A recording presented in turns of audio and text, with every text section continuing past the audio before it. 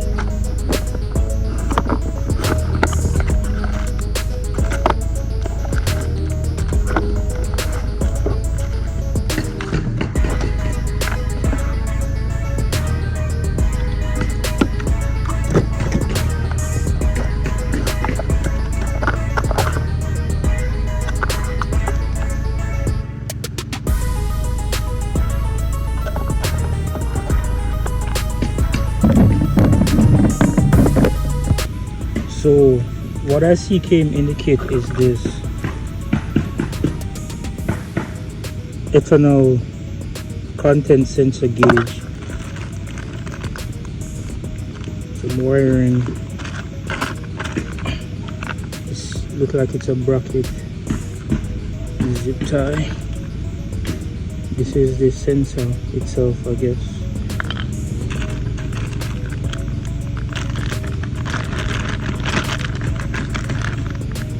More wiring. These look like hose assembly in the instruction.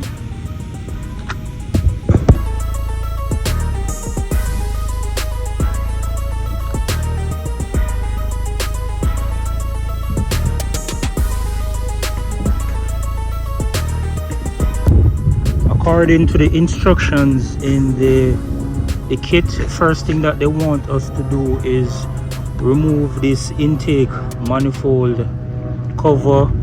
Also there's a fuel line bracket right there where I'm pointing, and also they want you to remove the fuel filler cap to release the pressure out of the fuel system. So let's do that.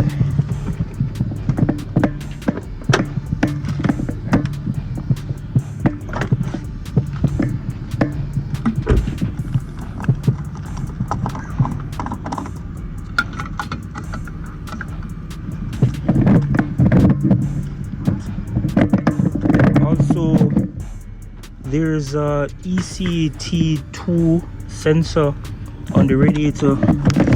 They want you to unplug the sensor, but don't take it out. It's to the left of the radiator, so let's do that. So here's what we did. We removed this bracket. It was right beside the brake booster right here, and then I removed intake cover 210. Next thing they want us to do in the instruction is remove this right here and also on the back. So let's do that. So removing this fuel line, it was straightforward. All you had to do is squeeze these tabs in and push the fuel line towards the tab.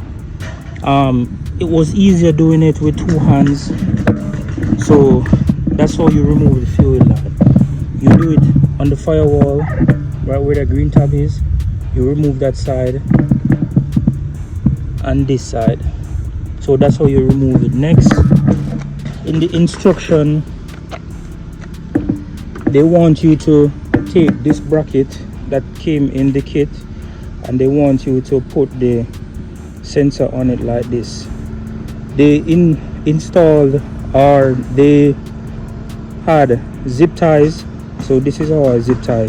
Then we're going to place it on the firewall where you took off this right here. So let me do that real quick and get back to you.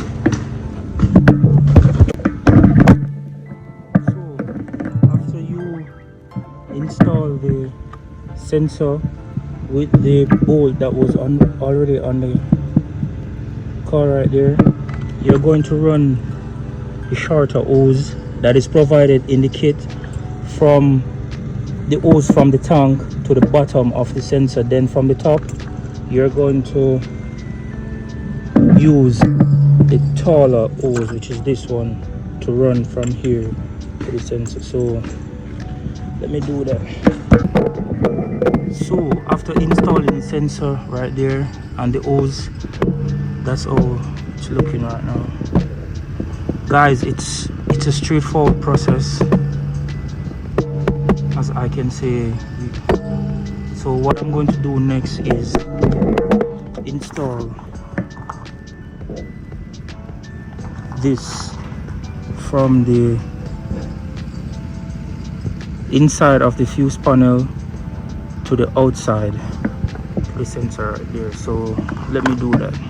So guys, I think the hardest part of this install is to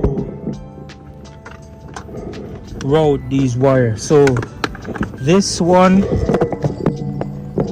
will go on the fuse block right here, and then this one will go to the eternal sensor. So what I did, or what they want you to do, is in the instruction they want you to remove the fender line, and there's a grommet on the side right here, and then you route it. But I took another route, being that I had already ran my base wire to the back through the car to the back through that grommet right here. So I just use that grommet and I feed this through to the inside, which will connect to the eternal sensor right there. And then on the inside I feed this end through to the outside. So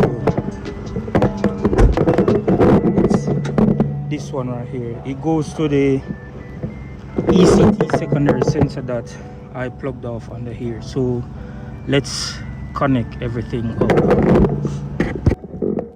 So on the outside, this is where I routed the ECT connection, if you can see right there, and I route it all along here. Grommet. I also connected the sensor right here and took out all the slots out of the wires. So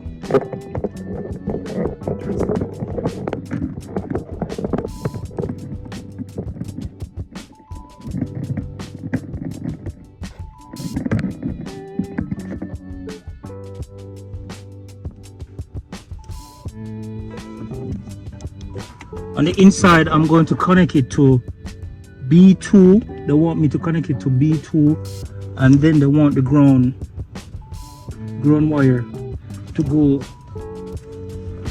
right here. So that's what I'm going to do next.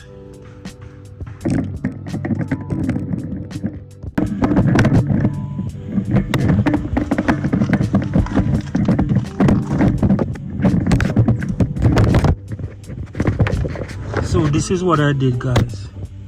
I installed this in B2 and then I ground it right here, and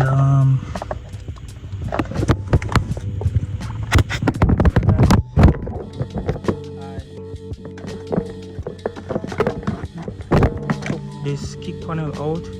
I bored like a 1-inch hole right here, Then I mount the gauge right here. So it is pointing up right here. So I'm gonna install this and show you the complete look. And there it is, guys. So if you have found any value from this video, please like, comment, subscribe, and I'll see you in the next video.